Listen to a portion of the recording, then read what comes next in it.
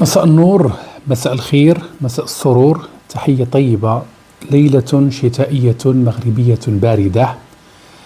هذه تحية مني أنا الصحفي المغربي عادل الزبيري. اليوم ولا البارح بداو الليالي، يعني الليالي طوال، الباردين المشتين. تكبطوا ولبسوا مزيان وشربوا السوائل الساخنة. والله يشافي، والله يعافي، والله يكافي، والله يداوي الجميع يا رب العالمين ويا أرحم الراحمين. نتمنى لكم الصحة والسلامة والعافية وطول العمر إن شاء الله تعالى يا رب العالمين. نلتقي في ليلة أخرى لنتابع ونناقش ونعلق وندردش ونقشب على يوميات الكان، نهائيات كأس افريقيا في المغرب. وطبعا فيما يكون شي حدث مغربي بالتوازي غادي نهضروا عليه، ولكن العرس الافريقي يستاهل اننا نهضروا عليه ونتكلموا عليه ونناقشوه من مختلف الزوايا اللي ممكن اننا نعتبرها مهمة ومهمة جدا. اليوم قررت انني نجبد هذا القميص ديال المنتخب المغربي في انتظار انني نحصل او نشري، انا اشتري لا احصل، نشري القميص الجديد للمنتخب المغربي من بعد ما تنزل الكوبيه ديالو في السوق المغربيه. انا كنشري غير ايميتاسيون، هذه ماشي دوريجين، هذه ايميتاسيون للتوني ديال المنتخب الوطني. هذا هو الفوقي اللي كيلبسوه اللاعبين كما شفنا، حيدوه لاعبي المنتخب المغربي وحيدوه لاعبي المنتخب التونسي وغطاو به الأطفال الصغار اللي كانوا معهم في عملية دخول الملعب. أول حاجة غنبداو بها نعطيو نتائج مباريات اليوم. غدا كاينة راحة، غدا ما كايناش مباريات الكان، غدا أوف، غدا راحة. الأندية غترتاح والمجموعات غترتاح وحتى الفرق التقنية غادي ترتاح.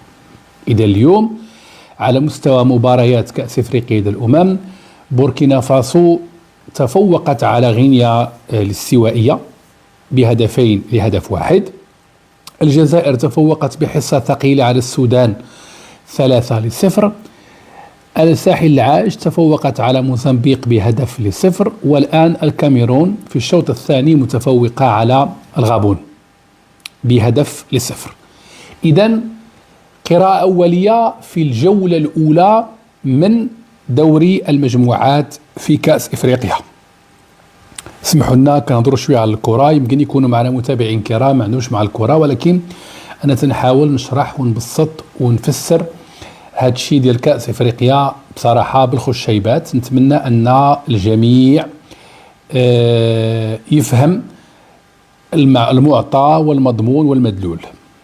اذن قراءة أولية فيها مجموعة ديال العناوين لما يمكن نسميها بالجولة الأولى من دوري المجموعات. باقي 2 جولات اللي غادي تلعب، وبعدها سيحسم من سوف يتأهل من أصحاب المرتبة الأولى والثانية في كل مجموعة، وأيضا من سوف يتأهل من أحسن الثوالث باش ندوزو إلى الدور الثاني أو دور خروج المغلوب. يعني اللي خسر يغادر، إما الخسارة في التوقيت الاعتيادي للمباراة 90 دقيقة، أو الخسارة بعد الأشواط الإضافية، أو الخسارة بعد اللجوء إلى ضربات الترجيح أي ضربات الجزاء أي البينالتيس أي البينالتي. يلاحظ أن في الجولة الأولى من دور المجموعات انتصرت الفرق الكبيرة، غياب المفاجآت. إلى الآن تغيب عن كأس إفريقيا الأمم في ملاعب المغرب أي مفاجأة ثقيلة، بمعنى ما شفناش شي فرقة صغيرة ربحت شي فرقة كبيرة أو تعادلت. منتخبات شمال إفريقيا المغرب الجزائر تونس ومصر كلها ربحت بحصص متفاوتة ولكنها متقاربة. المنتخبات الصغيرة كلها خسرت. المنتخبات الإفريقية التي يمكن نسميها بأنها منتخبات تلعب دائما الأدوار النهائية فحال نيجيريا، فحال السنغال، فحال كوت ديفوار، فحال الكاميرون إلى الآن رابحة، وأيضا منتخب بوركينا فاسو المنتخبات الكبيرة كلها ربحت. إذا وما عندناش تعادلات، جميع المباريات انتهت بنتيجة الانتصار، بمعنى أننا أمام معطى أولي يشير إلى حصول نوع من الاصطفاف، أن منتخبات كبيرة ربحت وأن منتخبات متوسطة إلى صغيرة خسرت. الحسابات على الورق إلى الآن ناجحة، غياب المفاجآت.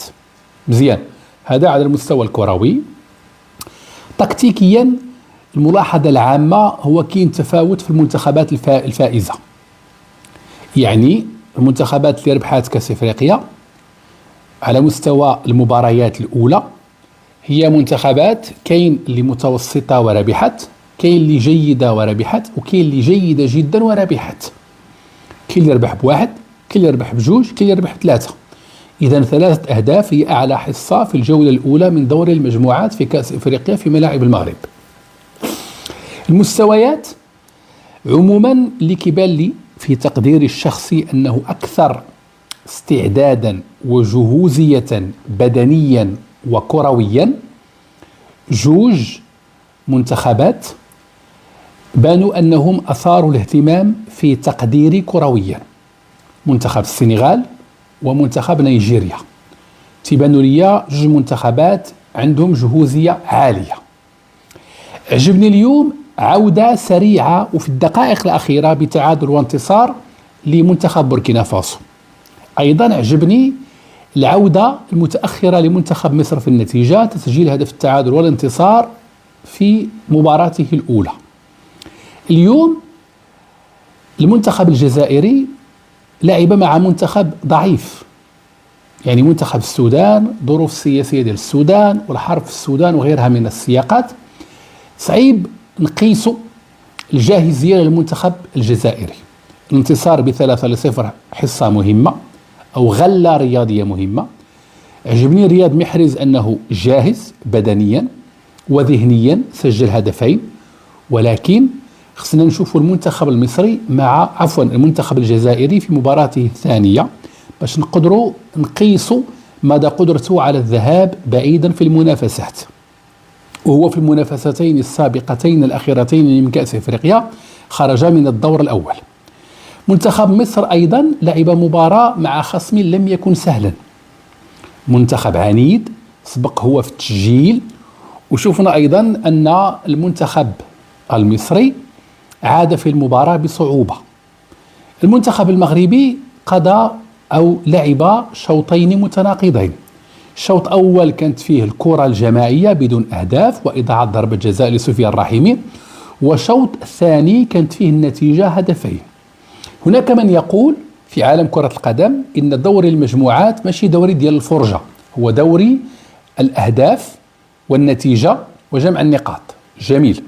وهناك من يعتبر بضرورة المزج بين النجاعة الهجومية وبين تقديم الفرجة الكروية. نعم سيد الكريم، أنا دائما متواجد في تيك توك حسب المناسبات حسب الظروف، ولكن المحتوى الذي أقدمه محتوى صحفي احترافي جيد ويحترم الجميع. وقلنا المدرسة الثانية أو الرأي الثاني يعتبر بضرورة تقديم كرة احترافية جيدة تزاوج بين الأهداف واللعب الجماعي والمهارات الفردية، وبين إمتاع الجماهير المتواجدة، وبين تحقيق 3 نقاط. كل مدرب عنده حساباته. كأس إفريقيا لا يأتي في هذا التوقيت في نهاية الموسم الرياضي بل في منتصفه. المنتخب المغربي مرحبا بجميع الأصدقاء ومرحبا بجميع الجزائريين، ونتمنى حظ موفق لكل منتخبات شمال إفريقيا، المنتخب المغربي والجزائري والتونسي وأيضا المصري. نتمنى لكرة شمال إفريقيا أن تذهب بعيدا في هذه المنافسة. دابا الكان جا في وسط العام، الأندية الأوروبية سمحات بصعوبة للاعبين ديالها باش يجيو. كاين بعض الأندية سمحت في 3 أيام 4 أيام 5 أيام، بمعنى أن كاين بعض المنتخبات ما دارتش مباريات إعدادية. ولكن الآن غنشوفوا مدى ذكاء ودهاء المدربين وبعض اللاعبين لحسم المباريات. لولا مرموش ولولا محمد صلاح ما كانش المنتخب المصري يفوز. لولا إبراهيم دياز ولولا الكعبي ما كانش المنتخب المغربي يفوز. منتخبات شمال إفريقيا عندها العيوب التالية. منتخبات شمال إفريقيا عندها نقاط ضعف مشتركة، تيلعبوا بنفس النمط طيلة 90 دقيقة، لا يوجد أي تنويع أو تغيير في أسلوب اللعب. المدربين يلعبون بنفس الطريقة، بروتينية، بنمطية تجعل الخصم كيحفظ هذه المنتخبات. ثانيا، التغييرات اللي كيديروا ما كتكونش تغييرات تكتيكية، مي كنخرجوا لاعب وكندخلوا لاعب. مدرب المنتخب المغربي دخل لنا الكعبي ودخل لنا النصيري، رأسي حربة، لماذا؟ لا أعرف. وفي الغالب اللاعب المغربي غانم السايس وفق الأخبار المتوافرة يغادر معسكر المنتخب المغربي نهائيا، اختيار كارثي لوليد الركراكي. نهضروا شي شوية على المنتخب التونسي. المنتخب التونسي شفناه البارحة في مباراة كبيرة في أرضية مثلت نجاحا مغربيا كبيرا على مستوى التنظيم. شفنا المنتخب التونسي انتصر بحصة ثقيلة، وقيل 3 ولا 4 الأهداف، 3 ولا 4 بلاتي نتأكد، 3 ولا 4 ديال الأهداف. منتخب جيد، إذا 3 الأهداف مقابل هدف واحد. من بعد نعطيكم توقيت مباراة المنتخب المغربي وباقي المنتخبات شمال إفريقيا، تبعوا معي. المنتخب المغربي والمنتخب الجزائري والمنتخب التونسي والمنتخب المصري تلعبوا على الأجنحة، الانقضاض على الخصم من الأجنحة، لي زاليي. مزيان مزيان. الكرات في العمق قليلة إلى قليلة جدا. مرة تقوم الأجنحة بعملية رمي الكرة إلى المربع الصغير في منطقة العمليات ويحاولون التسجيل برأسيات. مرة واحدة جاءت كرة من الخلف، استلمها مزراوي، حضرها وأعطاها لإبراهيم دياز في منطقة كانت فيها أعين دفاع المنتخب ديال جزر القمر غير موجودة، فسجل إبراهيم دياز. إذا المنتخبات المغاربية الشمال إفريقية الأربعة تلعب بنفس الطريقة تقريبا، وما كاينش عملية تغيير اللاعب، يعني السرعة في الرجوع في العمليات، ما كاينش داك اللمسة أننا نديروا عملية سريعة جدا نوصلوا إلى مرمى الخصم ونسجلوا الهدف أو نشكلوا عليه خطر. دائما بناء الهجوم بطريقة تقليدية روتينية رتيبة وبطيئة، يعني دقة دقة تنبنيو بشوية، ولكن ملي غندوزوا للمباريات الصعبة والحاسمة غنحتاجوا إلى بعض المهارات الفردية. أنا من الناس اللي كيقولوا أن أناحي خصو يكون موزع عمليات، صانع اللعب. أناحي والصيباري ما يلعبوش بجوج، يكونوا كيتبادلوا، واحد يلعب واحد في كرسي الاحتياط. كيبقى الإشكال ديال إبراهيم دياز، واش هو 10 بمعنى أنه رأس حربة، بمعنى أنه الهداف، بمعنى أنه متمم العمليات، ولا غنبقاو ندخلوا سفيان رحيمي ومرة ندخلوا الكعبي ومرة ندخلوا نصيري أو ندخلوهم بجوج. أنا كيبان لي الخطة ديال وليد الركراكي المدرب المغربي ما واضحاش. اليوم شفنا أسلوب مختلف مع المنتخب الجزائري، نفس الأسلوب في البداية. المنتخبات الشمال الإفريقي كدير البريسينغ باش تسجل هدف مبكر باش نوصلوا إلى الضغط على الخصم. مباراة كرة القدم هي 90 دقيقة، كما دار منتخب بوركينا فاسو في مدة زمنية قياسية، سجل التعادل، سجل هدف الفوز. لا تنتهي مباراة كرة القدم إلا مع صافرة النهاية، كل ثانية في المباراة مهمة، وهذه هي العقلية الاحترافية. بينما كنشوفوا منتخبات إفريقيا السمراء تطور عندها الفكر الكروي كثيرا وتفوقت على منتخبات شمال إفريقيا اللي أنا كنعتبرها مرشحة بدرجة ثانية أن تفوز باللقب. أنا في المرتبة الأولى تنحط بوركينا فاسو، السنغال والكوت ديفوار ونيجيريا، هذو مرشحين صف أول باش يكونوا في الأدوار المتقدمة جدا من كأس إفريقيا في المغرب. المنتخب المغربي ولو أنني كمغربي كنتمنى يفوز باللقب، أحلم وأتمنى أن يفوز باللقب، ولكن المنتخبات الشمال الإفريقية حظوظها كتبقى في درجة ثانية. منتخب جنوب إفريقيا منتخب قوي ولكن ما عندوش استقرار في اللعب، يقدر يكون في الأدوار النهائية، يقدر يخرج بكري. إذن هو نعتبره في مرتبة وسط. طبعا غتبان لنا الصورة واضحة في نهاية دور المجموعات بعد أن يلعب كل منتخب 3 مباريات. غنعرفوا المنتخبات اللي خرجت ونعرفوا المنتخبات اللي بقات، ويمكن توقع مفاجآت. يمكن منتخب بان في الجولة الأولى من دور المجموعات خاسر، وقعت مع مجموعة من المنتخبات العالمية في كأس العالم مثلا، وغنشوفوا هذاك المنتخب هو اللي غيمشي بعيد وغادي يربح. مقابلة الجزائر وبوركينا فاسو غتكون مقابلة حقيقية سوف نختبر فيها جاهزية المنتخب الجزائري، كما مباراة المغرب ومع مالي غنختبروا فيها جاهزية المنتخب المغربي، ولو أن منتخب مالي بان ناقص.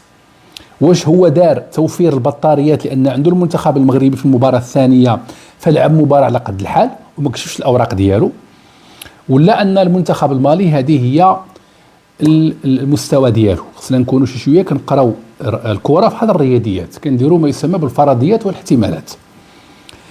طبعا الصوره كما قلت غتكون عندنا واضحه جدا كرويا ورياضيا بعد نهايه دور المجموعات وبدايه دور خروج المغلوب. غنكونوا عارفين الامور في غتمشي وغنبداو نتوقعوا المفاجات في سياق ضيق. علاش كنقول انا في نظريتي نيجيريا اقوى والسنغال اقوى، بوركينا فاسو قادره ترجع، جنوب افريقيا نتسناو شنو غدير في 3 مباريات.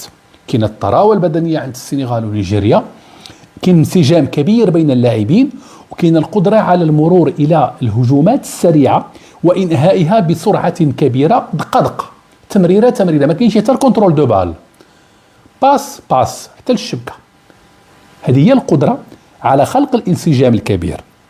المنتخب المغربي كاين انسجام كبير بين اللاعبين وكاين مرونة في اللاعب، ولكن المدرب يجب أن يبتكر خططا جديدة، لأن المنتخب المغربي هو أكثر منتخب كل شيء باغي يغلبه، لأنه البلد المنظم ورابع كأس العالم. وهذه السنة مميزة في تاريخ كرة القدم المغربية بالألقاب الكثيرة التي حصلت عليها المنتخبات المغربية على مستوى الرجال، وحتى كرة القدم النسائية راه جاية، وممكن أنها في السنوات المقبلة غدير إنجازات كبيرة، لأن كاين رؤية وكاين خطة ملكية سامية. مزيان. ولد الركراكي خصو في المباراة المقبلة يبدل الخطة ويبدل التكتيك. يجب أن يصدم منتخب مالي. إلى لعب المنتخب المغربي بنفس التشكيلات وبنفس خطة منتخب جزر القمر، مدرب مالي غادي يكون سهل عليه أن يصطاد المنتخب المغربي. إما غيدير جدارين ديال الدفاع ويخلي المنتخب المغربي يجري طوالو. هذه خطة شهيرة داروها الإيطاليين في التسعينات وكانوا ناجحين بها، داروها حتى في أمريكا. كأس العالم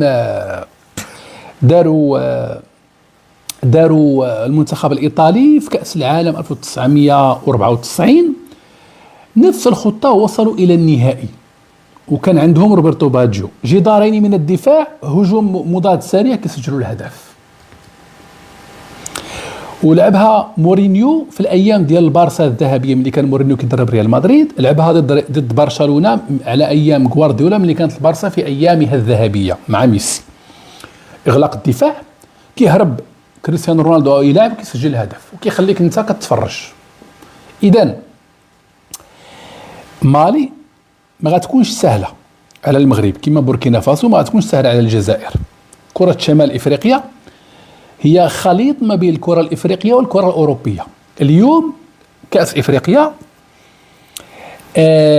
يلعب على ملاعب مغربية أوروبية، تنظيم مغربي مميز، أرضية ملعب تتحمل الأمطار الغزيرة وغيرها.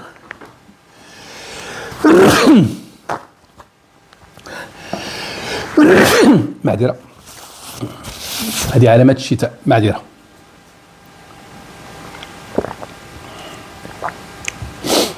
ولد الركراكي في كأس العالم حتى هو اعتمد الخطة الدفاعية، كيبقى يدافع وفجأة كيفاجئ الخصم. في كأس افريقيا لعب خطة بين ما جابش الله التيسير، ما قدرناش نواكبه، خرجنا من دور ربع النهائي. الآن المغرب يقدم بطولة أوروبية عالمية على أرض إفريقيا. إذن جميع المنتخبات الإفريقية مرتاحة. شروط الاستقبال، أرضية الملاعب، الجماهير في المدرجات، كل الشروط جيدة لجميع المنتخبات لتلعب كأسا إفريقية مميزة. لا يوجد أي سبب لكي يحتج لا الجمهور الإفريقي ولا المنتخبات الإفريقية، كل شيء مقاد وكل منتخب عنده ملعب التدريب ديالو مزيان. إذا الآن خصنا نشوفوا صعود المستوى الكروي والفني والتكتيكي والرياضي مباراة بعد مباراة ونتمتعوا بالمباريات. المنظمين المغاربة ما خلاو لينا ما نقولوا برافو شابو. دابا خصنا الكرة، خصنا الفرجة. المنتخب المغربي إذا بغى يربح المنتخب المالي يجب أن يفاجئ ويصدم الخصم ويربكه ويضطره إلى التأقلم. الإرباك مهم. إلا غنلعبوا 4-4-3 الماليين غادي يعرفونا كيفاش لاعبين. حتى المنتخب الجزائري اليوم لاعب مفتوح، لاعب مكشوف. هل مدرب المنتخب الجزائري ومدرب المنتخب التونسي ومدرب المنتخب المصري قدرة على تصحيح بعض الأخطاء الفنية الصغيرة ومفاجأة الخصوم؟ غنشوفوا. وأحذر من استصغار أي منتخب إفريقي. الدورة الماضية فوجئت بمنتخبي الكاب فير اللي ما تأهلش هذا العام لكأس إفريقيا وتأهل كأس العالم، وأيضا بمنتخب أنغولا. احنا غنشوفوا الجولة الثانية والجولة الثالثة من دوري المجموعات شنو غتعطينا. مزيان، احنا بغينا الروح الرياضية، بغينا كرة القدم، وبغينا تقبل الخسارة كما تقبل الفوز. طبعا أنا كمغربي كنتمنى أن المنتخب المغربي يفوز باللقب، وهذا حلم المغاربة منذ سنوات طويلة. إذن العلامة الكاملة عند المغرب على مستوى التنظيم بعد نهاية الجولة الأولى من دوري المجموعات، 0 خطأ، 0 مشكلة، وأرضية الملاعب خضعت لامتحان حقيقي بأمطار غزيرة جدا، ولعب اللاعبون بطريقة جيدة. البارح الشوط الأول ديال تونس كانت الأمطار غزيرة، الشوط الثاني كأن الشتاء ما طاحتش. هذا يحسب لصالح المنظمين. والمغرب تعهد بتنظيم دورة غير مسبوقة في تاريخ كأس إفريقيا. ها هو المغرب يوفي بالتزاماته وتعهداته. برافو. كاين واحد النقاش مغلوط ومن بعد نرجعوا لما هو تكتيكي، لأن ما نكثرش عليكم وما نطولش عليكم في التكتيك والفنيات، لأن هذه أمور تقنيات يفهموها غير الناس اللي ربما مولعين أو عاشقين لكرة القدم. دابا الآن نهضروا شويه على واحد الإشكال أثير حول الجماهير. الملاعب عامرة، الملاعب خاوية، جاو الناس ما جاوش، فين هما التذاكر؟ أول معلومة باش نتفاهموا، مسألة بيع التذاكر هي حصريا عند الاتحاد الإفريقي لكرة القدم أي الكاف.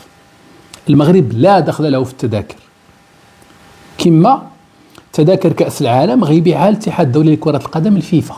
لا دخل لأمريكا والمكسيك وكندا في التذاكر. منصات رقمية، شروط معينة، ويجري طرح التذاكر تدريجيا عبر المنصات الرقمية العالمية. صحيح كاينين الشناقة، كاين سوق سوداء، كاين الناس باعوا وشراو في التذاكر. متفقين؟ المغرب لا يتحمل المسؤولية أمام أي جمهور. باش نتفاهموا، أي بطولة عالمية أو قارية الاتحاد القاري أو العالمي من يدبر مسألة التذاكر، واللي شرا شي تذكرة من السوق السوداء يتحمل مسؤوليته. كاينه هضره ان التذاكر وصلت 3000 درهم 5000 درهم، خصوصا في مباريات المنتخب المغربي.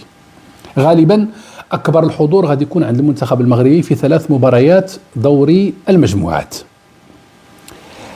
جمعت بعض الارقام اللي كتبين ان كاين حضور وازن على مستوى الجمهور، وما نساوش ان المغرب قدم ملاعب كبيره في الحجم.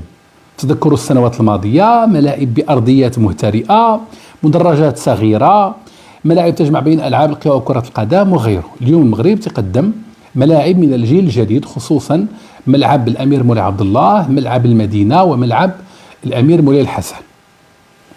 مزيان. إذن هذه الملاعب عندها قدرة استيعابية كبيرة وتحتاج لملئها إلى إما أن الجماهير من الدول الإفريقية تتحمل مسؤوليتها كجماهير بشكل فردي، وإما أن الدول تتحمل مسؤوليتها لمساعدة جماهيرها على التنقل وعلى باقي اللوجستيك. هذه مسؤولية ديال الدول، المغرب لا يتحمل فيها أي مسؤولية، وهذه معروفة في الاتحادات القارية في أوروبا، في أمريكا اللاتينية وفي غيره. حتى في أمريكا اللاتينية في كأس أمريكا الجنوبية يثار هذا السؤال لأن المجتمعات فقيرة، الإمكانيات محدودة، إلا بعض الدول اللي فيها بحال البرازيل بحال الأرجنتين عندهم طبقات برجوازية كتقدر أنها تسافر وكتقدر أنها تشري التذاكر. إذا حنا خصنا هذا النقاش هذا نحسموه بعقلانية وبهدوء، ما للملك للملك وما لقيصر لقيصر وما لله لله. ولكن مع ذلك أرقام الحضور راها مهمة. ملي كنشوفوا 11,000 13,380 18,500 28,000 60,000 هذه أرقام رسمية ديال المنظمين الاتحاد الإفريقي لكرة القدم. إذا كاين حضور جماهيري كبير، وممكن الحضور الجماهيري يتزاد في المباريات المقبلة. احنا ما عارفينش كل واحد كيفاش برمج الحضور ديالو. نعطيكم واحد المقارنة بسيطة باش نخرجوا حتى من هذه النقطة هذه. وشفنا اللي كيسكرولي بزاف في التليفون وكيطلعوا يهبط في المنصات الاجتماعية، الغالبية العظمى من الجماهير فرحانة وعاجبها الحال وفرحانة وناشطة وكتهضر على كرم الضيافة المغربي ودفء الاستقبال والمغاربة شعب مضياف و هنالك من شبه سوق واقف في قطر بباب الحد في الرباط. بالعكس، جميع المدن المغربية فيها ساحات تلتقي فيها الجماهير. في العادة جميع تظاهرات كأس افريقيا المتوسط كيتراوح بحسب الارقام الرسمية للاتحاد الافريقي ما بين 15,000 و 20,000. هذا هو المخير في البطولات الافريقية عبر التاريخ. اليوم التوقعات تشير الى ان المغرب سوف يرفع السقف عاليا على مستوى الجماهير. ما ننساوش ان كاينين بزاف ديال الناس مبرمجين مباراة ثانية مباراة ثالثة، باغي يحضر الثمون، باغي يحضر الربوع، غيجي من اوروبا، غيجي من امريكا، غيجي من افريقيا، غيجي من دولة مغاربية، عنده نهاية السنة مازال غنشوفوا. ولكن الان بحسب لغة الارقام وصحافة الداتا وصحافة المعطيات والبيانات، ارقام مطمئنة مبشرة وجيدة وربما غير مسبوقة في تاريخ البطولة.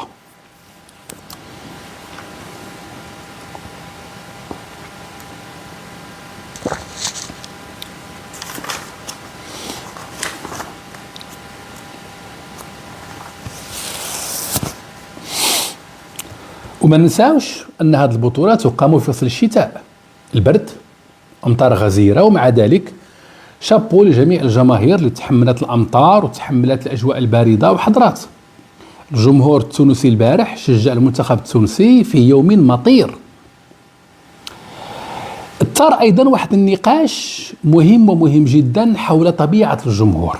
هل هو جمهور الانستغرام والسوشيال ميديا والريلز، ولا بغينا جمهور التشجيع والحماس والهتاف؟ هذا النقاش هو نقاش صحي إيجابي مفيد وصعيب يتحسب.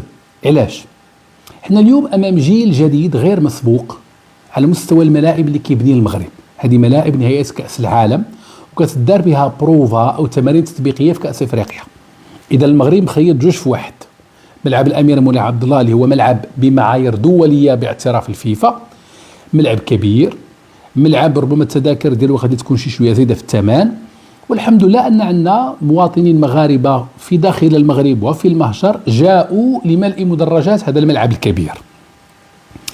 فبالتالي ما يمكنش نمنعوا شي واحد، ولكن ممكن التفكير من طرف المنظمين في صيغ تجمع بين جمهور الانستغرام والجمهور العادي والجماهير صاحبة الحماس. هنا خص المنظمين يفكروا من خارج الصندوق في كيفية المزج بين أصناف مختلفة من الجماهير وبين أنواع مختلفة من الجماهير اللي كتجي وكتشجع وكتهتف بحماس. لعبة كرة القدم يجب أن توحد الشعوب وتقرب الطبقات الاجتماعية وتمحو الفوارق في الحدود وتمحو الفوارق في الطبقات على مستوى المجتمع الواحد، وتخلق الحماس. اليوم المغرب كيعيش واحد اليوميات، واحد المهرجان كبير هو مهرجان نهائيات كأس افريقيا. هذا المهرجان من المفترض ان يوحد الشعوب المغاربيه، وشفنا الحمد لله رغم الاختلاف السياسي بين المغرب والجزائر والتباعد بين الجارين المغاربيين، الجماهير المغربيه والجزائريه مع بعض سواء قادم من الجزائر او من دول اوروبيه تأخذ صور مع بعض، تغني مع بعض، ترفع رايات البلدين مع بعض. هذه نافذة لتجريب التقارب بين الشعوب، وهذه مسألة مهمة ومهمة جدا. وشعار كرة القدم هو دائما انتصار الروح الرياضية. دابا حنا خصنا نفهموا أن هذه واحد البطولة يتحدى فيها المغرب نفسه. المغرب اليوم تيقول أنه غيمشي 2030 في كأس العالم، غينظمها مع إسبانيا والبرتغال. المغرب الآن بصراحة لم يعد ينظر إلى نفسه كبلد إفريقي على مستوى التنظيم، ولكن ينظر إلى نفسه على مستوى التنظيم على أنه بلد سينظم بشراكة مع دولتين أوروبيتين، خصوصا إسبانيا صاحبة الألقاب الأوروبية والعالمية، صاحبة الملاعب الكبيرة، وصاحبة واحد من أكبر الدوريات الأوروبية. يعني نقدروا نقولوا أن في إسبانيا كل ويكاند عندهم بطولة كاس أوروبا، لأن الملاعب كبيرة، مولفين على التنظيم الكبير، مولفين على عدد كبير من الجماهير.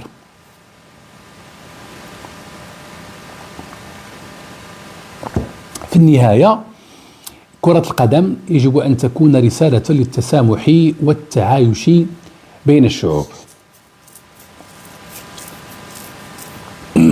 مزيان.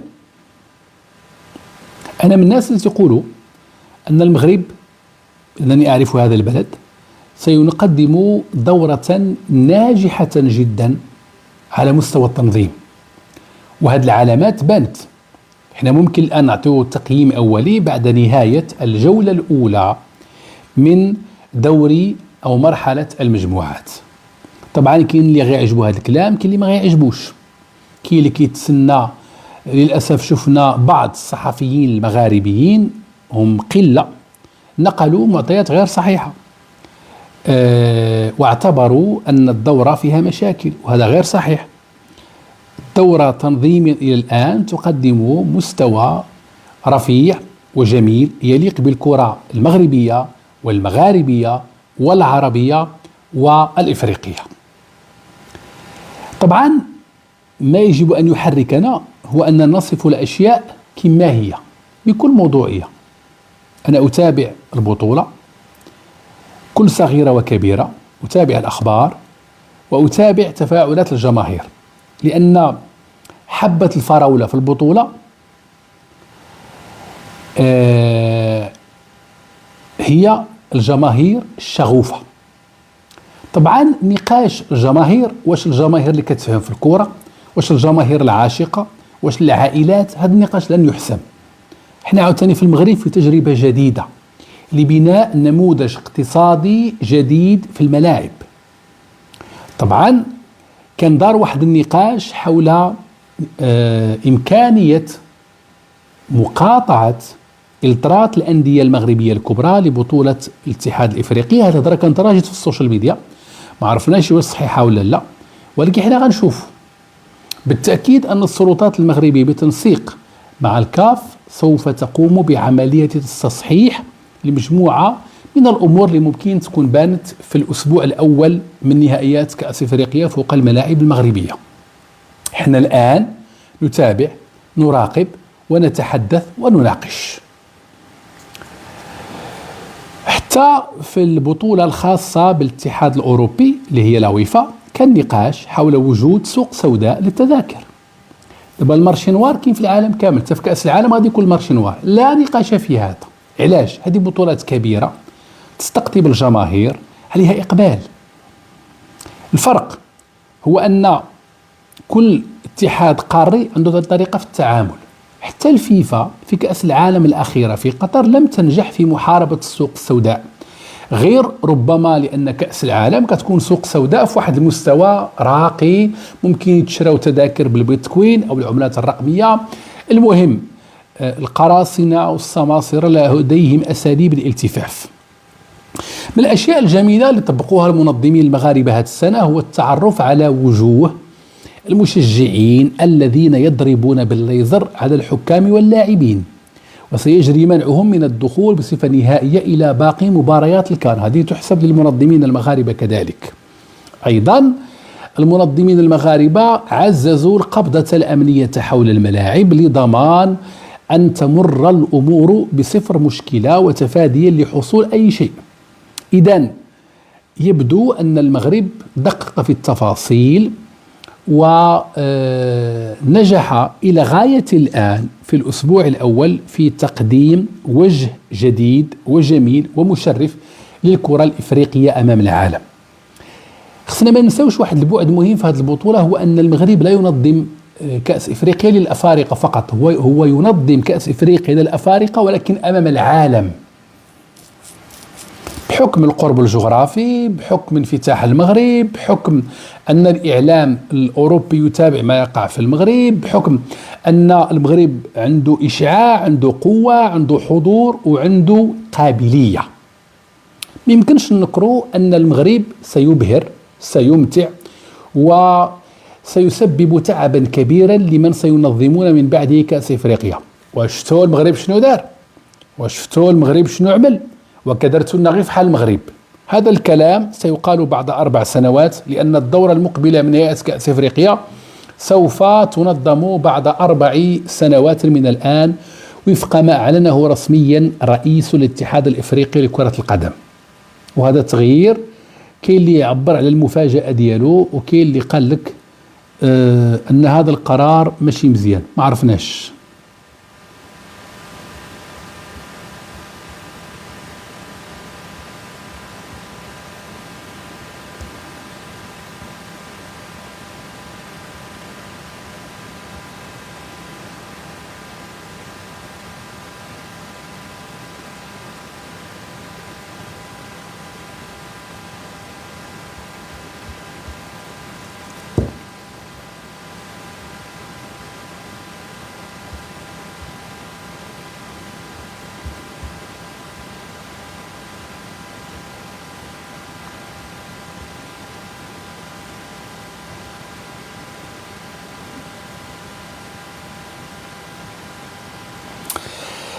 ها هو الرقم ديال مباراة الكاميرون ضد الغابون: 35,200 من المتفرجين حضروا إلى مباراة الغابون أو الغابون ضد الكاميرون. الكاميرون تفوقت في هذه المباراة وخرجت منتصرة، في تأكيد مرة أخرى على انتصار وتفوق المنتخبات الكبيرة. الكاميرون 1-0. المهم قربت للمباراة، احنا كنعيشوا دابا الآن الوقت بدل الضائع.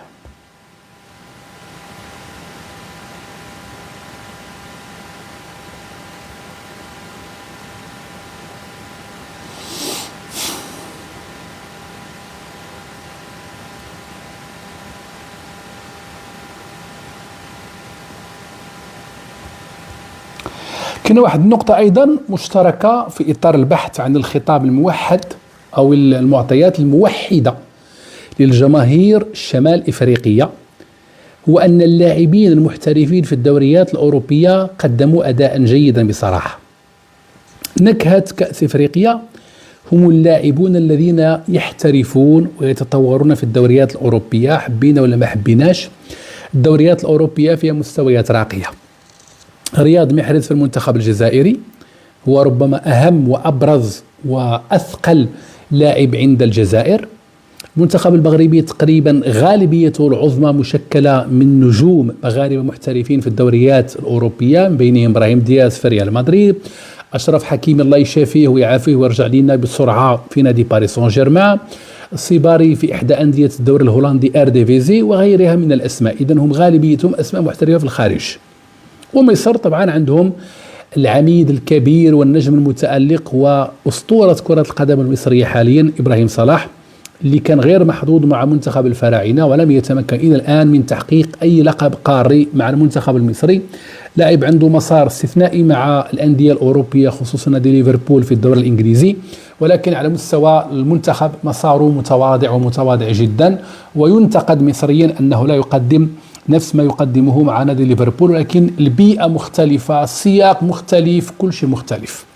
إذن المنتخبات الشمال إفريقية تعول على محترفيها في أوروبا بسبب الذهنية، النظرة إلى اللعبة، الانضباط، ضبط الانفعالات، الثبات الانفعالي، القدرة على اللعب لمدة طويلة، أشواط إضافية وضربات الجزاء، يكون واحد النوع ديال التمرين والتدريب.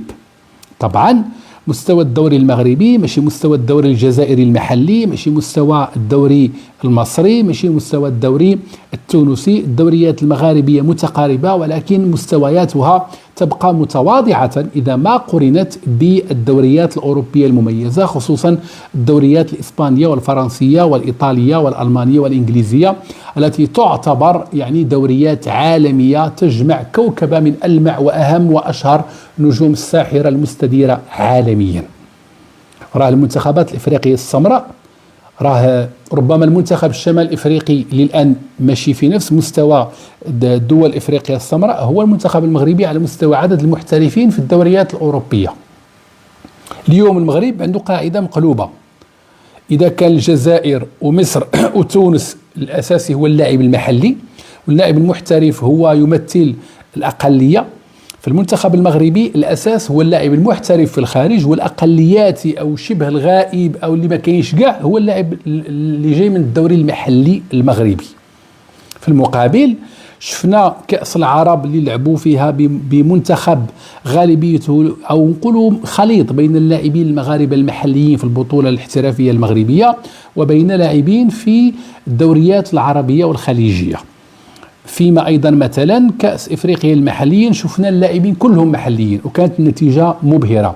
أولمبياد باريس 2024 شفنا منتخب في مزج بين لاعبين محليين وآخرين محترفين في دوريات أوروبية وآخرين محترفين في دوريات خليجية، وكانت الوصفة أيضا ناجحة تحت إشراف الكابتن طارق سكيتوي. اليوم ولد الركراكي كانت عنده اختيارات كبيرة وكبيرة جدا، ولكن هو عمل اختياراته. ولد الركراكي مدرب عاطفي، مازال عنده تعاطف مع تشكيلته اللي في قطر، كيلعب بنفس الأسماء بنفس اللاعبين، واختار مجموعة اللاعبين اللي عندهم تنافسية قليلة وعدد مباريات أقل وعدد دقائق لعب أقل وعندهم تنافسية متواضعة إلى متوسطة، واختار أيضا أسماء اللي كيعتبرها أنها كتريحه وخصو يتحمل مسؤولية هذه الاختيارات. طبعا من الأمور اللي ممكن تخلي الدورة ديال كأس أفريقيا في المغرب ناجحة هو إلا بقى المغرب إلى النهائي، لأن الجمهور المغربي ممكن ما يمشيش للملاعب إذا المغرب أقصي من البطولة. الآن واش ولد الركراكي واعي بهذا الضغط؟ بالتأكيد هو واعي وعارفه ومقدره، وربما يعيش حرب أعصاب مدمرة، ولكن أعطيت له جميع الشروط للنجاح. دابا خصو يتحمل مسؤوليته ويخلي كأس أفريقيا في المغرب. هذه رسالة واضحة.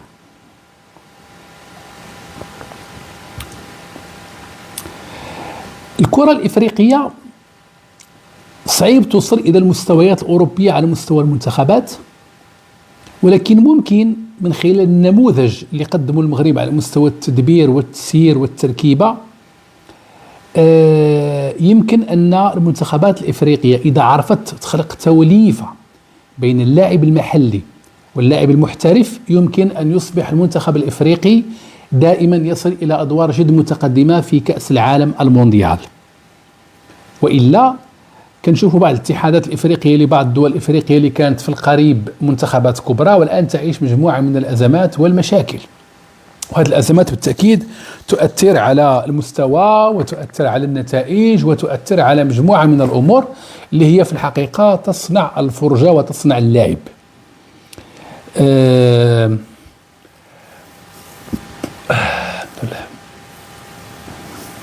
إذا الآن على مستوى منتخبات الكبار ما عمرش منتخب إفريقي ربح كأس العالم، هذه كتبقى من نقائص الكرة الإفريقية.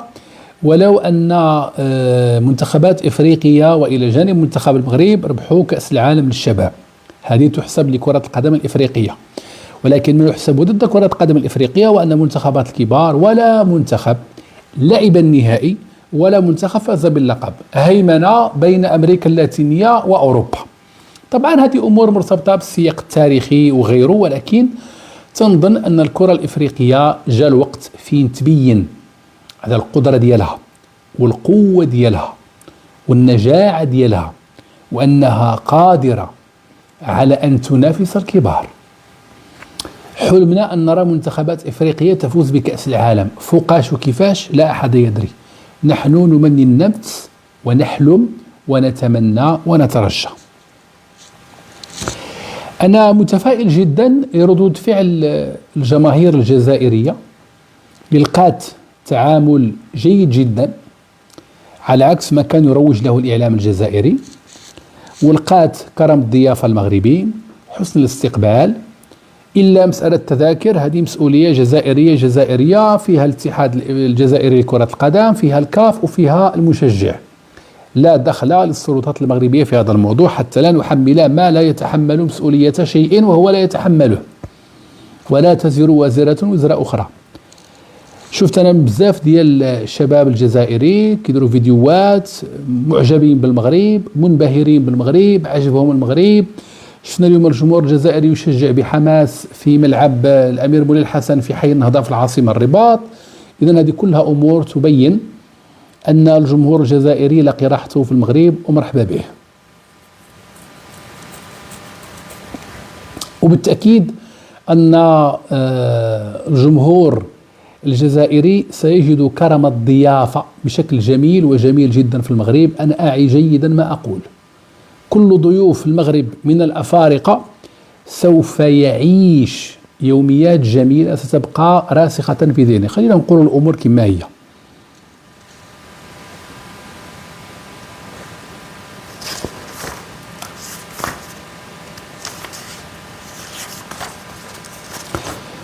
واحد النقطة أيضا مهمة جدا وأثارتني على المستوى السياسي. دابا غنحيد الكاسكيطة ديال الرياضة وغنديرو شي شوية السياسة، ولكن وهذا شأن داخلي مغربي. تابعنا جميعا مباراة الافتتاح وحفل الافتتاح في ملعب الأمير مولاي عبد الله. تابعنا الأمير في ملعب الأمير، الأمير في ملعب الأمير. الأمير الأول هو صاحب السمو الملكي الأمير مولاي الحسن ولي العهد المغربي في ملعب افتتاح مباريات الكان، ملعب الأمير مولاي عبد الله. الأمير مولاي عبد الله هو اسم الأمير الراحل شقيق العاهل المغربي الراحل الحسن الثاني، وعمه لصاحب الجلالة الملك محمد السادس. هذا الملعب أعيد بناؤه، هدم الملعب وأعيد بناؤه في زمن قياسي صفق له الاتحاد الإفريقي لكرة القدم عام وشهرين، يعني 14 شهر. في هذا الملعب تابعنا تواصلا غير مسبوق بين ولي العهد المغربي وبين الرأي العام المغربي والإفريقي. الجماهير الحاضرة تشاهد ولي عهد المغرب في يوم مطير وبارد بدون مظلة يسلم على لاعبي منتخب جزر القمر ولاعبي منتخب المغرب، يصافحهم بحرارة ويتوقف دقائق مع عميد المنتخب ديال جزر القمر في حديث ودي بين ولي العهد الأمير المغربي وهذا اللاعب من جزر القمر. مشاهد جميلة وأنيقة ومدروسة وتواصل حكيم من المؤسسة الملكية في المغرب. وشفنا أيضا ولي العهد يسلم على لاعبي منتخب جزر القمر وعلى لاعبي المنتخب المغربي، وحديث ودي مع بعض اللاعبين بين لاعبين يمثلون اليوم واجهة أحد الأسلحة الناعمة والدبلوماسيات القوية في العالم الحديث أي كرة القدم، وبين من سيحكم المغرب في المستقبل هو الآن ولي العهد. وهذه الدردشات أثارت اهتمام المغاربة على المنصات الاجتماعية، وتقول بعض الإحصائيات أن أكثر من مليار مشاهدة هو الرقم الذي حققته هذه المشاهد واللقطات التي تابعها المغاربة والأفارقة والعالم. وكاينه بلاطوات ديال التحليل الرياضي توقفت طويلا في قنوات أوروبية عند هذه المشاهد. والتقط ولي العهد المغربي صورا تذكارية مع المنتخبين والحكام، ثم ذهب إلى الجهة المقابلة في الملعب وحيا الجماهير المغربية. كان تواصلا مباشرا بين مغاربة المغرب ومغاربة أوروبا والأوروبيين من أصول مغربية وبين ولي العهد المغربي بطريقة بسيطة على الطريقة الأنجلو ساكسونية الأوبن تواصل مفتوح تلقائي ولحظي وإنساني وجميل. ثم ركل ولي العهد المغربي الكرة إذانا ببداية المباراة بين المغرب وجزر القمر وبداية منافسات كأس إفريقيا للأمم في الملاعب المغربية تحت تصفيقات اللاعبين المغاربة ولاعب جزر القمر، وتصفيقات رئيسي الاتحاد الإفريقي والاتحاد الدولي لكرة القدم، وتصفيقات رئيس جزر القمر الذي كان ضيفا على ولي العهد المغربي في المنصة الشرفية. نحن المغاربة يجب أن نكون فخورين بهذه المشاهد التي تبين نضج وتطور الكرة المغربية واهتمام ولي العهد المغربي الأمير بالحضور في هذه التظاهرة، وأن يكون أحد الأيقونات وأحد الضيوف وأحد نجوم هذه السهرة. وكل المغاربة يشاهدون إما في الفانزونز في يوم ممطر أو في بيوتهم، أو من كان محظوظا وكان في الملعب. ثم بدأ السكرولز والمشاهدات على السوشيال ميديا في تلك الليلة كانت كبيرة وكبيرة وكبيرة وكبيرة، وهذا نجاح تنظيمي وتواصلي مغربي. احنا المغاربة نعرفوا أن تواصلنا مع الملك ومع العائلة الملكية هو تواصل من حب، تواصل إنساني تلقائي مباشر وجميل. والعلاقة اللي كتربط المغاربة مع الملكية هي روابط بيعة قديمة وعريقة وتاريخية. حتى في النشيد الوطني المغربي الله الوطن الملك. وشفنا قنوات العالم والقنوات الإخبارية العالمية والوكالات الأنباء الدولية توقفت عند لحظة تواجد الأمير، وأيضا عندما اهتز فرحا من كرسيه بعد تسجيل هدف المنتخب المغربي في تفاعل بين ولي العهد المغربي الأمير ولاعبي المنتخب المغربي في مشهد لم يره المغاربة من قبل. هذه المشاهد دخلت إلى الذاكرة الجماعية المغربية، والملكية دائما تنجح في خطف حب المغاربة لها لتواصلها وانفتاحها وقدرتها على أن تبقى قريبة من المواطنين المغاربة. لذلك كانت هذه اللحظة يعني فارقة وفاصلة واستثنائية في يوم افتتاح نهائيات كأس إفريقيا. بالتأكيد غنعاود نشوف ولي العهد المغربي في الغالب في مباراة النهائي وحفل توزيع الميداليات والكؤوس والكأس الإفريقية الغالية، واللي كنتمناو احنا المغاربة أن تبقى كأسا مغربية في المغرب لتكون النجمة الثانية. احنا بصراحة متشوقين ومتعطشين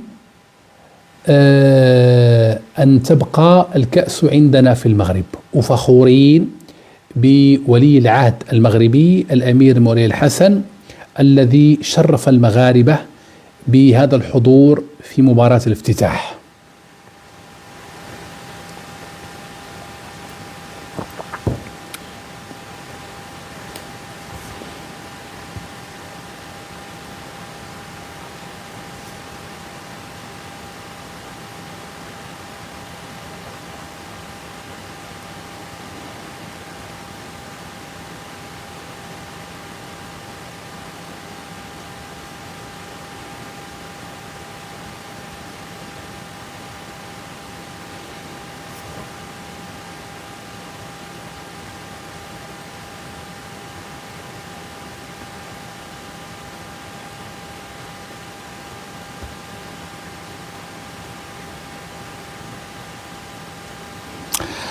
إذا نهاية المباراة بين الكاميرون والغابون، الكاميرون هدف، الغابون 0. إذا انهزمت الغابون أمام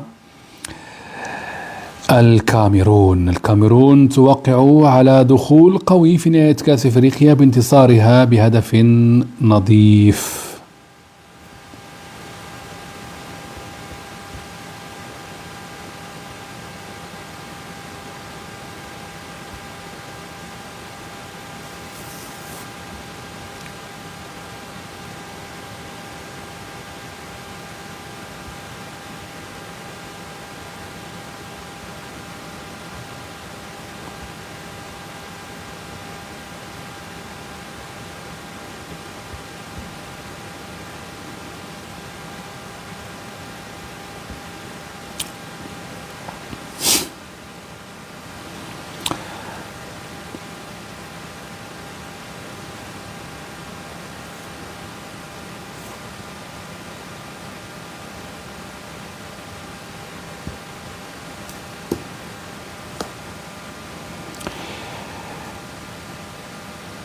يوم الجمعة من بعد يوم ديال الراحة، إذا الخميس راحة مزيان، غنرتاحوا غنتهناو شي شوية، غنسترجعوا الأنفاس وما كايناش مباريات. يوم الجمعة في الساعة 1:30 منتخب أنغولا يواجه منتخب زيمبابوي، ثم مصر تواجه جنوب إفريقيا. هذه مباراة حقيقية في 4 عصرا تستحق المشاهدة. مصر جنوب إفريقيا. زامبيا جزر القمر. وفي 9 ليلا المغرب مالي، الاصطدام الكبير بين الكبيرين الإفريقيين. إذن كاين 2 مباريات كبار، المغرب مالي وجنوب إفريقيا مصر. مباريات ممكن يكون فيها التعادل، ممكن يكون فيها الانتصار لأحد الطرفين، ولكن بالتأكيد أن غنشوفوا فيها الكرة. يوم السبت بنين بوتسوانا في 1:30 نهارا بتوقيت المغرب. السنغال الكونغو الديمقراطية في الساعة 4. السنغال في الغالب ستفوز لأن عدد الورق الكفة لصالحها. ثم مباراة ثالثة في 6:30 أوغندا تنزانيا. ولكن المباراة الكبيرة اللي غتكون الاختبار الحقيقي للمنتخب التونسي في 9 ليلا يوم السبت نيجيريا تونس. يوم الأحد تبعوا معايا مزيان، الغابون مواجهة موزمبيق. وكاينة مباراة، هذه المباراة ديال 1:30. وكاينة مباراة ديال 4 غينيا الاستوائية السودان. وكاينة المباراة ديال 6:30 مهمة، اختبار حقيقي للمنتخب الجزائري، وهذه هي المباراة اللي غنقيسوا فيها المنتخب الجزائري ضد بوركينا فاسو، ضد الخيول. وكاينة أيضا مباراة كبيرة وجميلة ونشوف فيها الاصطدام الإفريقي الأسمراني في 9 ليلا، سهرة الكاميرون في مواجهة الكوت ديفوار ساحل العاج. وبهذا كنكونوا اكتشفنا الجولة الثانية كاملة ديال دوري المجموعات، وغنبداو نعرفوا منتخبات تأهلت ومنتخبات تنتظر، وغنبداو الحسابات. غنبداو نجبدوا 3 النقاط، 1 زائد 1 ناقص 1، النسبة العامة النسبة الخاصة. وهذه هي كرة القدم. ضروري أننا غادي نعيشوا هذه اللحظات هذه، لأن هذه هي كرة القدم. كرة القدم هي لعبة تحرك المشاعر والأحاسيس وتدفعنا دائما إلى الانفعال وإلى وإلى وإلى وإلى. كرة القدم لعبة جميلة، يجب أن تعلمنا جميعا تقبل الخسارة قبل الانتصار، واحترام الخصم، واحترام الأرض والجمهور.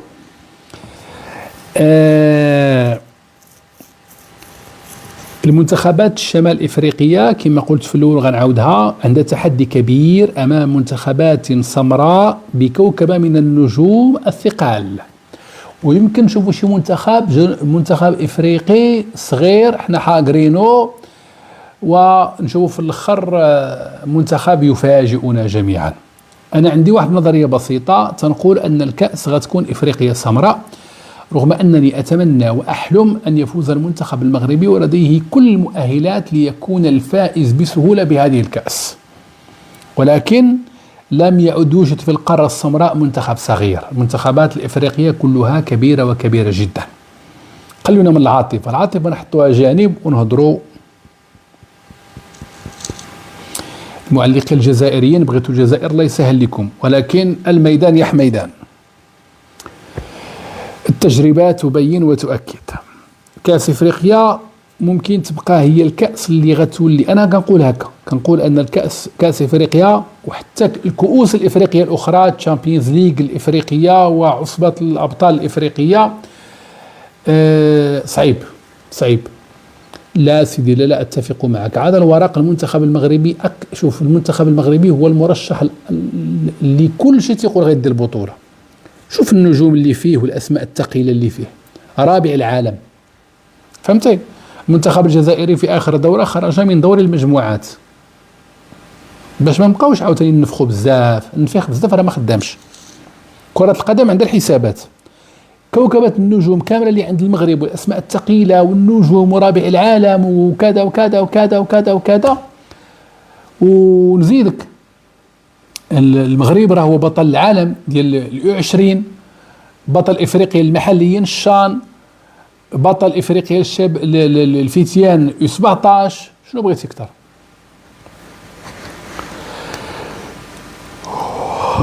ويكون جميل لو كان نهائي بين المغرب والجزائر، يا سلام، في المركب الرياضي الامير مولاي عبد الله، مباراة للتاريخ بحضور صاحب الجلالة الملك محمد السادس وولي العهد ورئيس الاتحاد الافريقي ورئيس الاتحاد الاوروبي ورئيس الاتحاد الدولي لكرة القدم.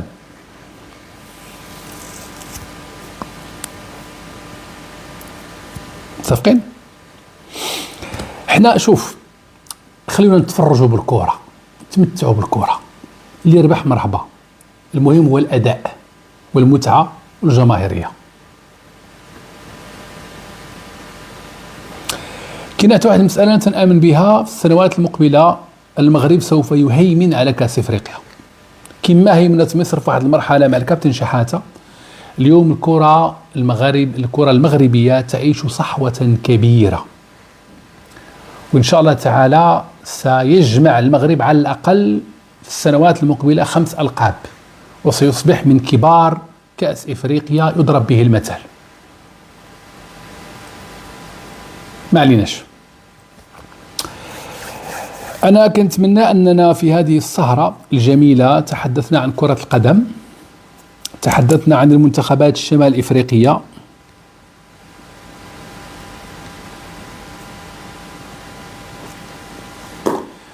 وتحدثنا على الانتصار للروح الرياضية.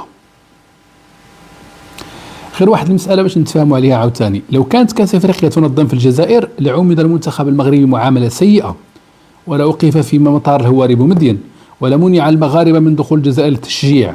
باش نتفاهموا، هذا هو الفرق. المغرب مغرب والجزائر جزائر. المغرب هارب بسنوات ضوئية على الجزائر، حبينا ولا كرهنا، باش نتفاهموا. شوفوا كيفاش كيتعاملوا الجزائريين مع الأندية المغربية ومع المنتخبات المغربية، راه داك الشيء كارثي. ما بقاتش دولة إفريقية فيها الكرياش في الملعب، راه كاين في الجزائر. انتم كتجبدوني وانا كنجاوبكم بهدوء، انا لا اسب ولا اشتم ولا اعير، بهدوء. وهذه الحسابات ديال الذباب الجزائري انا ما تخلعنيش، راه كنعرف ان هادم لي روبو ديال شنقريحه والرئيس الجزائري عبد المجيد تبون. شوف، فرق كبير وبيننا الايام، ونذكركم شي نهار من تشبروا شي نادي مغربي ولا شي تشكيله مغربيه في وسط المطار، ونذكركم بالتعامل الراقي والتاريخي المغربي. المغرب مغرب، هذه المملكة المغربية الشريفة. شوف، قضية الصحراء حسمت، قضية الصحراء حسمت على المستوى الدولي. الجزائر اللي عندها شي معقول تمشي ديرو، إلى عندها شي صناعة تمشي تقابلها، إلى عندها شي علاقات دولية تمشي تصلحها مع الدول العظمى، لأنها دولة من الممكن أن تمحى من الخريطة إلا بقت تخربق وتتبع مصالح وصوالح ديال عباد الله. المغرب اليوم يحظى بتأييد كبير من الدول العظمى على مستوى مجلس الأمن الدولي في قضية الصحراء. انتهى الموضوع. وكما قال ملك المغرب: الصحراء في مغربها والمغرب في صحرائه. وسلينا. ومن يعتقد أنه يمكن أن يحارب الناس بتخويفهم وترهيبهم في المنصات الاجتماعية، بيننا التاريخ. وهو المغرب اليوم يقدم دورة إفريقية في نهائيات كأس إفريقيا للأمم، يصفق العدو قبل الصديق. نقطة إلى السطر. سالينا. المغرب اليوم يصنع البراق. المغرب اليوم عنده موانئ عالمية، عنده شركاء عالميين، يعترف بمشاكله، يتحدى نفسه، يواجه مشاكله بطريقة إيجابية، يرى وجهه في المرآة وغادي. شوف، هاي القنوات الإخبارية العالمية ترفع القبعة للمغرب على التنظيم الرائع وغير المسبوق في تاريخ القارة السمراء. هذا تنظيم أوروبي في أرض إفريقية. المغرب يرفع سمعة إفريقيا إلى العالمية. وكنتمنى أن السلطات الجزائرية ما تعتقلش الشباب الجزائري اللي جا شجع ودار فيديوهات باش نتفاهموا. راه ممكن دوك الشباب مساكن اللي قالوا كلمة زينة في المغرب كلهم يوليو في السجون. هذا هو الفارق. أنتم قلبتوا عليا، أنتم لقيتوني.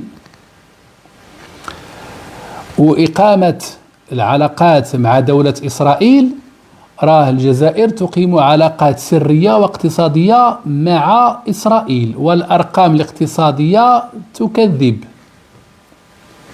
هنالك فارق كبير بين من يتحدى العالم ويتحدث إليه وبين من عنده 4 الوجوه ولا 5 الوجوه. حنا كنا كنهضروا في الكرة، ثم ما عجبكم لا كرة لا رياضة لا موضوعية لا حتى شي حاجة، ثم حاضين غير المروك.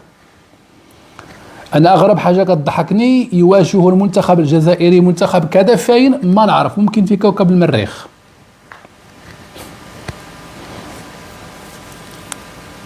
الله يهديكم وخلاص. كما قال الحسن ثاني الله يرحمه: حشرنا معكم.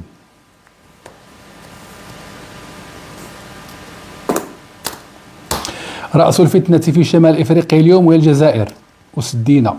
الله يهدي ما خلق. أجمل جواب مغربي ودعوة إلى الأخوة المغاربية هو ما يقدمه المغاربة ملكا وحكومة وشعبا ومنظمين في كأس إفريقيا. وأتحدى الجزائر والجزائريين أن يستقبلوا المغاربة في بطولة إفريقية أو عربية كما فعل المغاربة. أتحداهم مع احترامي الشديد. ثم الطيارة من عينها تدوز، الطيارة من عينها تدوز.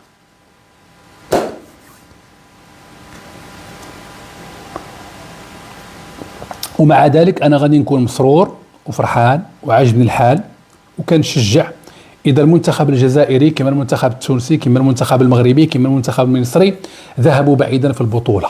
أنا عاشق لهذه اللعبة، كتعجبني، ما تنسبش ما تنعايرش وما تندخلش عند الناس نقل عليهم الاحترام كما كيدير الذباب الإلكتروني الجزائري. ماشي بهذه الطريقة غادي نصنعوا خاوة. راه خاوة ما كايناش، كاينه في المغرب، حنا كنديروها. حنا المغاربة خاوة، ما تنسبوا ما تنعايروا، ما تنقولوا لا اختك ولا بنت عمتك. هذا هو الفرق بيننا نحن المغاربة وبين الجزائريين. شهادة الله. ومرحبا بالمنتخب الجزائري، ومرحبا بالجمهور الجزائري. الدار داركم والبلاد بلادكم. مرحبا بكم ضيوف أعزاء محترمين. اللي يخالف القانون كاين القانون. صافي. متفقين؟ وإفريقيا قارتنا جميعا وبلدنا جميعا، ونحن جميعا أفارقة بيضا وسمرا. والحمد لله أنا فرحت كنشوف بعض المشجعين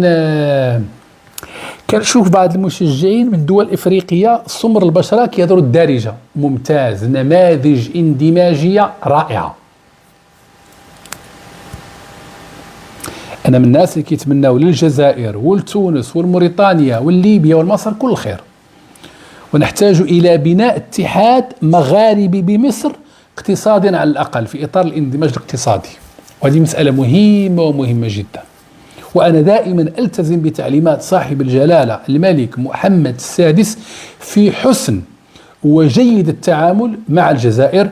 يدنا دائما ممدودة من أجل الشراكة والتعاون. هذه سياسة مغربية تسمى باليد الممدودة. قال: هذه يدي مبسوطة لك. المهم نتمنى لكم ليلة شتائية جميلة ودافئة. الله يقدرنا على مواجهة هذا الشتاء البارد، الحمد لله على كل حال. ونتمنى أيضا فرجة ممتعة لجميع الجماهير الإفريقية بالبعد الإفريقي، في الكان الإفريقي، في المغرب الإفريقي. مرحبا بكل الأفارقة في المغرب، ضيوفا أعزاء فوق رؤوسنا، نفتح لهم أذرعنا ونقدم لهم فنون الضيافة المغربية.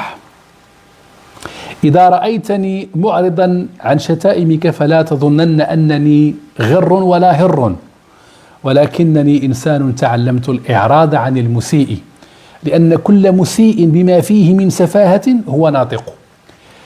متابعي الكرام، كنشكركم ومعذرة على هذه الأقواس وهذه المنعرجات في الطرق غير المعبدة. أسيدي بغينا الجزائر تكون كبيرة، بغينا الجزائر تكون كبيرة، بغينا الجزائر تكون صالحة ومزيانة ومتقدمة. هذا هو المنطق المغربي. المغاربة يريدون كل خير للجزائر. أنا كنهضر على الكرة، ما جبت لا سياسة لا والو. مرحبا بالسلام سي عمر. المزايدة الخاوية كلنا كنعرفو نديروها. كما تيقولوا المغاربة دوزو بخير وليلة سعيدة. لا زال جبريل يوصيني بالجار حتى ظننت أنه سيورثه، حديث صحيح.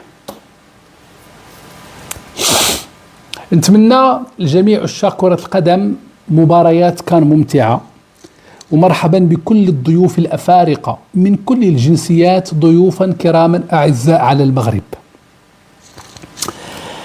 في العاصمة الرباط كاين مطاعم فاخرة ومتوسطة وشعبية غتلقاو فيها جميع الأكلات.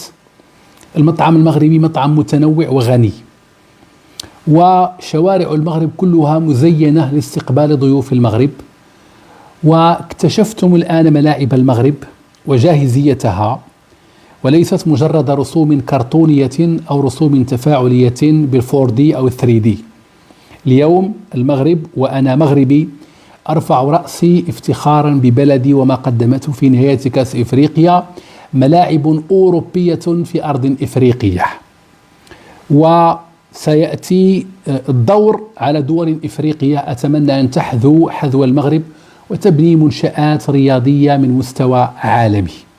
نحن المغاربة فخورين جدا بما تقدمه المملكة المغربية الشريفة بقيادة صاحب الجلالة الملك محمد السادس نصره الله وأيده. هذه بلاد الشرفاء والكرماء والصلحاء. ليلتكم سعيدة بكل خير، وأتمنى لكم صحة وسلامة وعافية، والحمد لله على كل حال. واعلموا أنكم دائما أيها المتابعين الكرام في البال.